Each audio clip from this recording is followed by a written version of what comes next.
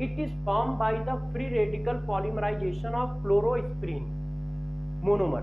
अभी मैंने बताया था कि जब 1,3-ब्यूटाडाइईन पे यहाँ पे CH3 होगा तो नेचुरल रबर आएगा और वो आइसोप्रीन होगा, जब Cl होगा तो नियोप्रीन होगा, और नियोप्रीन का पॉलीमराइजेशन कराओगे तो देखो ये नियोप्रीन का पॉलीमराइजेशन आया और डिट्टू रबर की तरह ही आएगा, मगर ये कैसा है, सिंथेटिक रबर है। क्यों? क्योंकि ये मॉलिक्यूल कोई नेचुरल पॉलीमर नहीं है, तो ये सिंथेटिक रबर बनाने का मेथड होता है। कौन? नियोप्रीन। तो अब गौर समझिए, नेचुरल रबर नेचुरल पॉलीमर है, इसमें सल्फर डाल दोगे तो सेमी सिंथेटिक पॉलीमर बनेगा जिसको ब्यूना एस या ब्यूना एन कहते हैं। ब्यूना एन अलग है जब, ठीक। अब जरा गौर समझो, सिंथेटिक पॉलीमर रबर कैसे बनाओगे? नियोप्रीन का पॉलीमराइजेशन करा, ये देखो। अब it is used to manufacturing gastic homes, ये सब तो मैं पीछे पढ़ा चुका। अब ब्यूना एस, देखो यही मैं पढ़ा रहा था ना, Buna N Buna S. Buna N is obtained by the co-polymerization of 1,3-butadiene और acryl nitrile in the presence of a peroxide। अभी मैं ये पीछे करा के आया हूँ, ये देखिए 1,3-ब्यूटाडाइन पर इसकी कर दो तो ये क्या हुआ, free radical free radical free radical free radical free radical free radical, यहाँ पे डबल बॉन्ड आ जाएगा, ये फ्री वैलेंसी बनाएगा, ये फ्री वैलेंसी बनाएगा, ये दोनों आपस में जुड़ जाएंगे, ये देखो आ गया। और ये क्या है, ब्यूना एन है। तो अब ब्यूना एन ये आया है, ये भी क्या है, गौर सुनिएगा, ब्यूना एन भी क्या है मेरे दोस्त, ब्यूना एन भी सिंथेटिक रबर है। क्यों?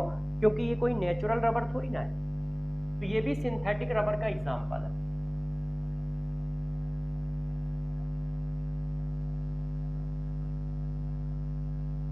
ब्यूना एस सेमी सिंथेटिक है, ब्यूना एन सिंथेटिक रबर है। क्यों? क्योंकि ये कोई पॉलीमर नहीं है, ये कोई पॉलीमर नहीं है, नेचुरल पॉलीमर नहीं है।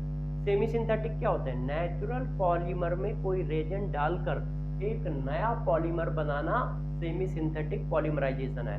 और वल्कनाइजेशन ऑफ रबर में जो आप ब्यूना एस बनाते हो वो नेचुरल रबर में एस मिलाया जाता है, इसलिए Buna S semi synthetic polymerization का एग्जांपल है।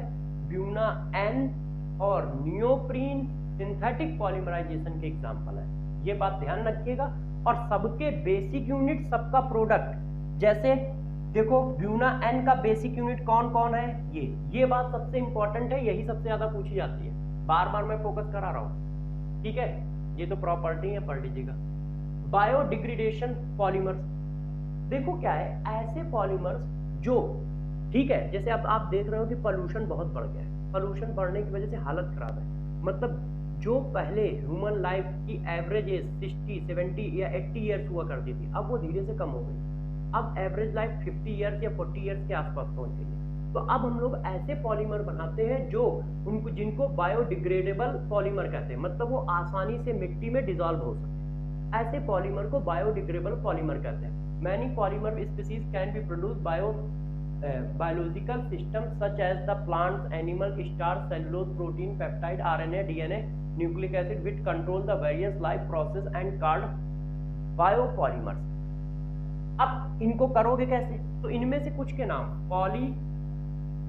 पॉली बीटा हाइड्रोक्सी ब्यूटरेट को पैरा हाइड्रोक्सी वेरेट, पैरा कौन सा होगा, ये अल्फा ये बीटा है, ठीक है, और ये क्या है, अल्फा और बीटा, ये भी बीटा ही हुआ, बीटा लिखो।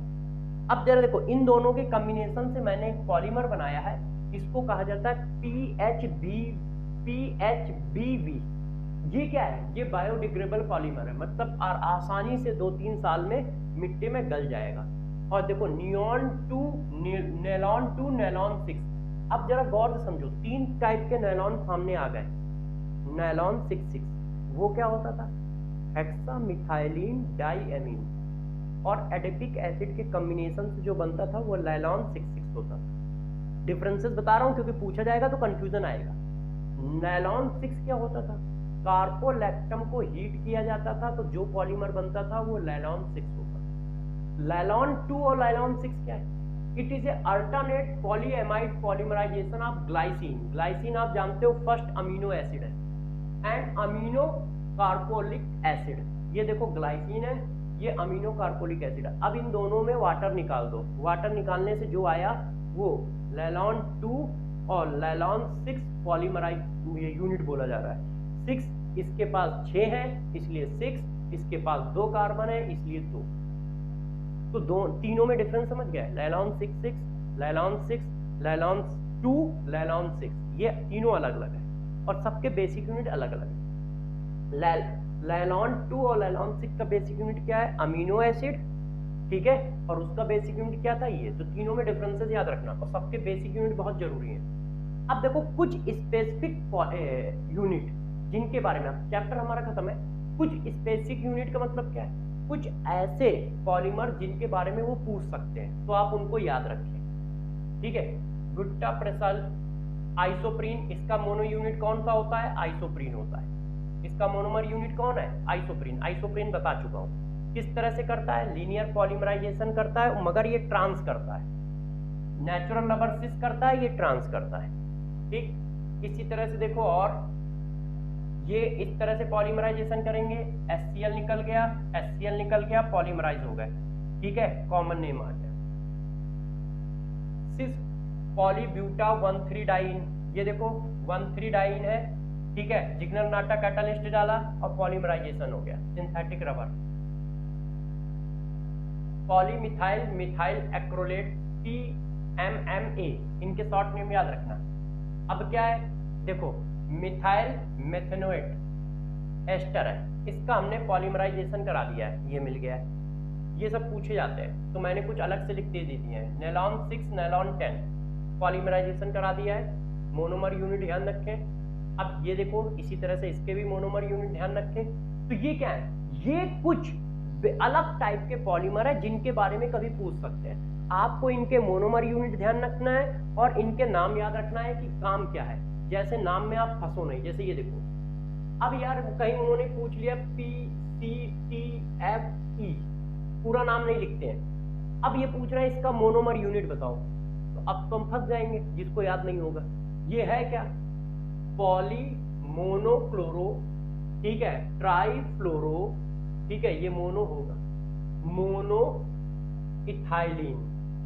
अब ये क्या है, इतना सिंपल है, कोई बड़ा नहीं है, मगर लिखा ऐसे है कि डरवा दे रहा है। ये बेसिक यूनिट है यार इसका, ये, और इसके बेसिक यूनिट में पॉलीमराइजेशन हुआ, ये आ गया है। मगर अब पता तब होगा ना जब याद होगा, नहीं याद होगा तो ये पहाड़ जैसा लगेगा कि पता नहीं कितनी टफ चीज है।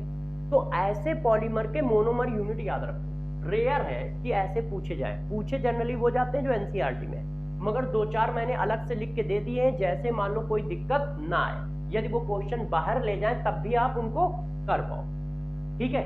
इसी तरह देखो ये सारी बातें तो मैं पीछे डिस्कस भी कराया हूँ। अब ये देखो एक टेबल है जिसमें मोनोमर लिखे हैं, स्ट्रक्चर लिखे हैं, एनसीईआरटी में भी टेबल है। जैसे ये देखो पॉलीप्रोपीन, इसका मोनोमर यूनिट ये होता है और पॉलीमराइजेशन होगा तो ये होगा।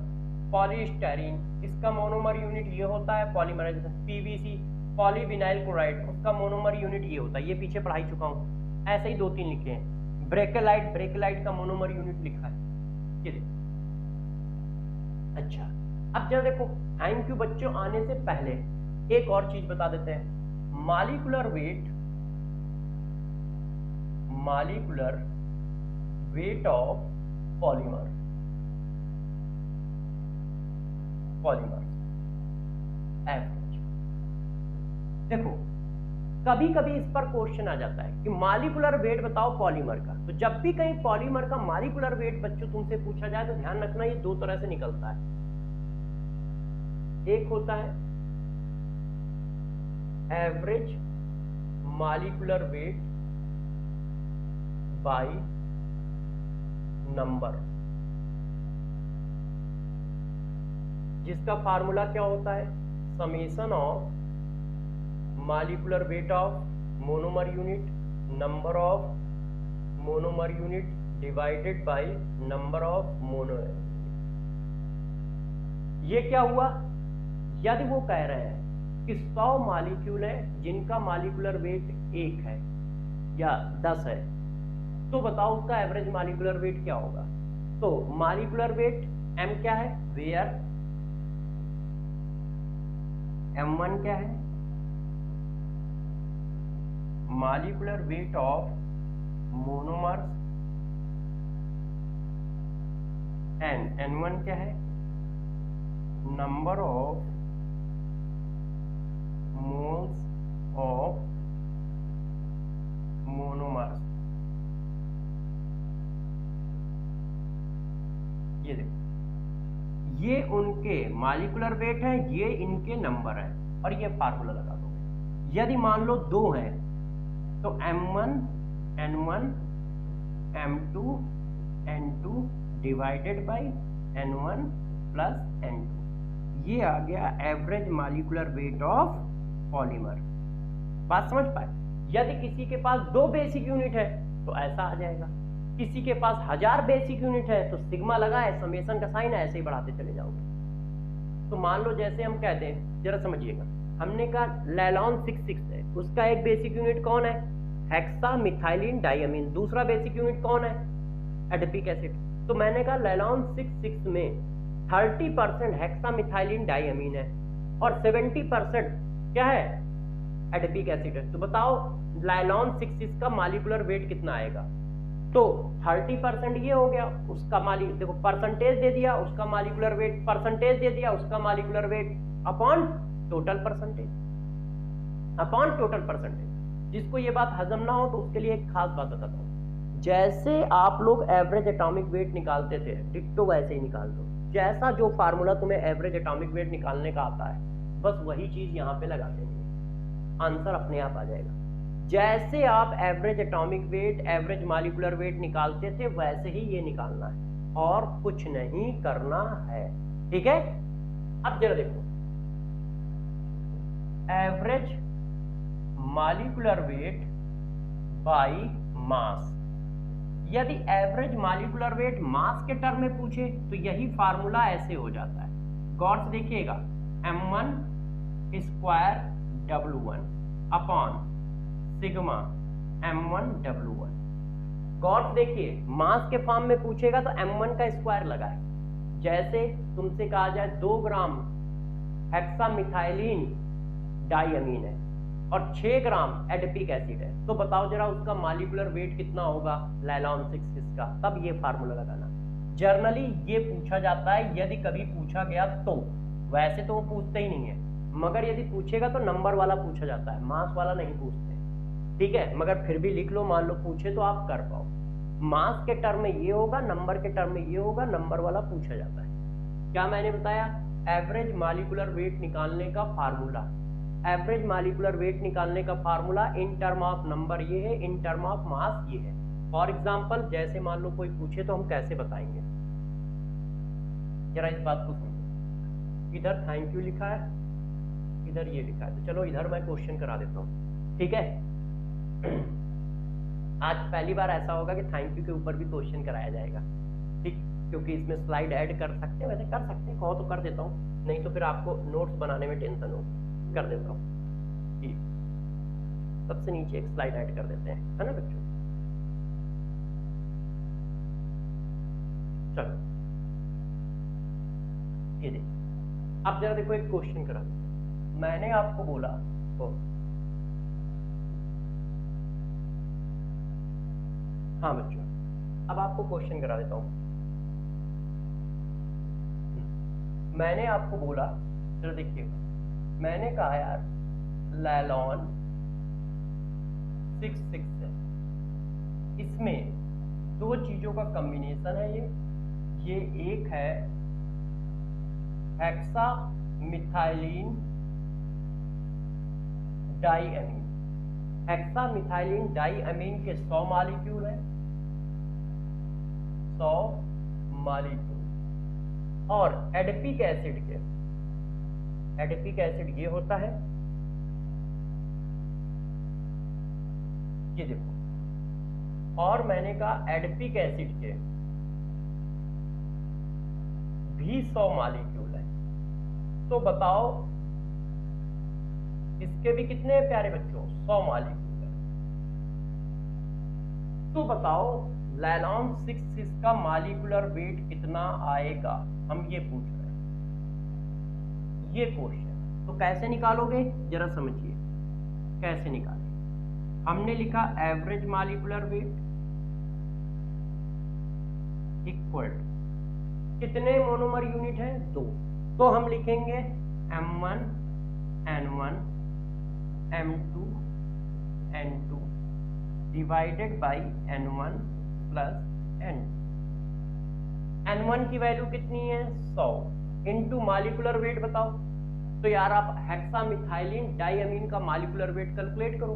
तो कैसे कैलकुलेट करोगे, नाइट्रोजन होता है 14, हाइड्रोजन होता है 2, तो ये हुआ 16, तो 16 इंटू 2 32, कार्बन होता है 12, हाइड्रोजन होता है 2, तो 14, 14 इंटू 6, तो बताओ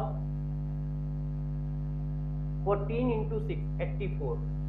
अब इन दोनों को जोड़ दो, तो यार जरा देखना 116 आ रहा है ना, तो ये देखो प्लस 100 इंटू एडिपिक एसिड। अब एडिपिक एसिड का मॉलिक्यूलर वेट बताओ, तो 28 और 56 प्लस इसका 12 और 16 दूनी 32, 12 32 और 1 कितना हो गया 45 होगा, आई थिंक 5 1 मिनट 45 दूना 90 है ना। और इनको जोड़ दो एक बार भाई, कैलकुलेशन चेक कर लेना, डिवाइडेड बाई 100 प्लस 100। बात समझ में आई कैसे किया। M1 इसका मॉलिक्यूलर वेट 116 इंटू 100, M2 इसका मॉलिक्यूलर वेट 100 इंटू 146, ठीक है। अब divided by N1 plus N2। अब इसको सॉल्व करो, 166 146 डिवाइडेड बाई 2, तो 6 से 6 हो गया 2, 4 1 5 हो गया 6, 2 और 2 हो गया, तो ये आ गया 131। ऐसे निकाला जाता है। तो यदि कभी ऐसा क्वेश्चन आ जाए तो ऐसे कर दो, और ये क्वेश्चन आपके लिए बहुत आसान है। आप सभी बच्चों को एक बात कह रहा हूं, ये 4 नंबर बोनस के मार्क्स हैं। बस थोड़ा सा आपको मेहनत ये करनी है कि बहुत अच्छी तरीके से मेरे नोट्स और NCERT कर लेनी है। आपको कोई एक चीज अच्छे से कर लेनी है, ठीक है। इसमें मेन पॉइंट क्या है, आपको जो याद रखना है, मतलब इंपॉर्टेंट पॉइंट, तो आपको याद रखना है कौन किसका मोनोमर्स है।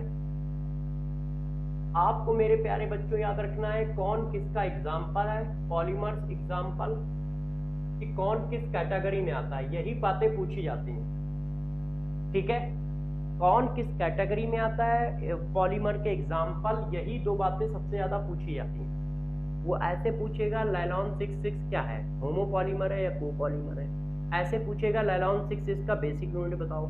ऐसे पूछेगा इनमें से कौन सा फार्मूला लाइलॉन 66 का है। ऐसे क्वेश्चन पूछे जाएंगे। तो ध्यान रखिएगा, एग्जाम्पल पे ज्यादा फोकस रखें और उनके कॉमन नेम पे भी ज्यादा फोकस रखें कि किसका किसका क्या क्या कॉमन नेम है। जैसे PCC क्या है ना, इनमें से कौन कितने पॉलीमर, इनमें से कितने पॉलीमर हैं जो लीनियर पॉलीमर के एग्जाम्पल है। PCC, नेचुरल रबर, पॉलीथीन, तो हम फंस गए। PCC हमें पता ही नहीं है, नेचुरल रबर पता ही नहीं है कि नेचुरल रबर का मोनोमर यूनिट क्या है। और ये नहीं पता होगा तो हमें ये कैसे पता चलेगा कि ये लीनियर कॉम्बिनेशन करेगा कि ब्रांच लिंक कॉम्बिनेशन करेगा। तो इसलिए ध्यान रखिए, सबसे ज्यादा फोकस इन्हीं बात पे करिए और सिर्फ NCERT वाली ही चीजें कर लीजिए। और 4 नंबर पक्के हैं और बहुत इजी 4 नंबर है। अब सोचो यदि मैं एक क्लास में मैंने पूरा चैप्टर आपको अच्छे से पढ़ा दिया है तो कितना छोटा चैप्टर है। NCERT में 5 से 6 पेज है, ऐसे ऐसे नहीं, अगल बगल मिला के पेजेस के फॉर्म में देखोगे तो 3 से 4 होंगे। 3 से 4 पेज में 4 नंबर कहाँ मिलते हैं यार, जरा बताओ कहाँ मिलते हैं। ये तो यार एक ऑफर है आपको जो दिया जा रहा है। जरा दिमाग लगाइएगा, दिमाग से पढ़ोगे तो ज्यादा नंबर लाओगे, मन से पढ़ोगे तो कम नंबर लाओगे। क्यों, दिमाग से पढ़ोगे तो थोड़ा बहुत इसमें याद करने वाला है ना, ज्यादातर याद करने वाला है। तो यार इसको 2-4 बार रिपीट कर लो, रिवाइज कर लो। इस चैप्टर को NCERT से 2-3 बार पढ़ लो, या मैंने जो नोट्स दे दिए हैं, ये जो नोट्स हैं इनसे पढ़ लो। दोनों में से किसी से भी पढ़ लो, बात एक ही है। अब इन दोनों में से किसी एक से पढ़ के 2-3 बार पढ़ के क्वेश्चन कर लो 30-40 जो DPP अभी दूंगा, बस। अब इसी को पेपर से पहले 2-3 बार रिवाइज कर लेना। आज कर लिया, 10-15 दिन बाद फिर एक बार कर लिया, दोनों चीजें, और ये सारा कुछ 2 घंटे में खत्म हो जाएगा, मैक्सिमम 2 घंटे। पढ़ना और क्वेश्चन करना दोनों मिला के 2 घंटे में हो जाएगा। 2 घंटे में 4 नंबर कहाँ मिलते हैं, और इफिशियंसी 100%। 2 घंटे में कोई चैप्टर पता कर पाते हो? नहीं कर पाते हो। इफिशियंसी क्या 100% होती है? नहीं। तो यार ये बोनस दिमाग, तुम ध्यान रखिएगा, दिमाग से काम लेना है, मन से नहीं लेना है। इससे काम लो, और इससे काम लोगे तो इस चैप्टर को तुम अच्छे से रीड करो, क्वेश्चन करो, रीड करो, क्वेश्चन करो। उससे क्या होगा, तुम्हें बातें याद हो जाएंगी और तुम अच्छे से पेपर में करके आओ। ठीक है, नेक्स्ट क्लास में फिर मिलेंगे। नेक्स्ट क्लास में क्या स्टार्ट करेंगे मुझे भी नहीं पता है, मगर कुछ स्टार्ट जरूर करेंगे। तो नेक्स्ट क्लास में हम लोग कोई ना कोई नया चैप्टर स्टार्ट करेंगे। हाँ, और इसको अच्छे से आप कर लीजिएगा और क्वेश्चन कर लीजिएगा। ठीक है, छोड़िएगा नहीं, क्योंकि बच्चे स्किप करते हैं, मगर ऐसा मत करिएगा, नहीं तो तुम वो चीज़ स्किप कर रहे हो जहाँ पे हमें आसानी से नंबर मिल सकते थे। ध्यान रखिए, एग्जाम इससे निकाला जाता है, इससे नहीं निकाला जाता, इससे निकाला जाता है। और इससे निकालने का मतलब होता है तुम्हें ये पता होना चाहिए क्या छोड़ना है, क्या पकड़ना है। तुम्हें ये पता होना चाहिए किसमें कितना पढ़ना है, और ये सारी बातें नहीं पता है तो एग्जाम में निकलता नहीं है। नंबर आते हैं मगर निकलता नहीं है। ठीक है, चलिए, ऑल द बेस्ट, ध्यान रखिए।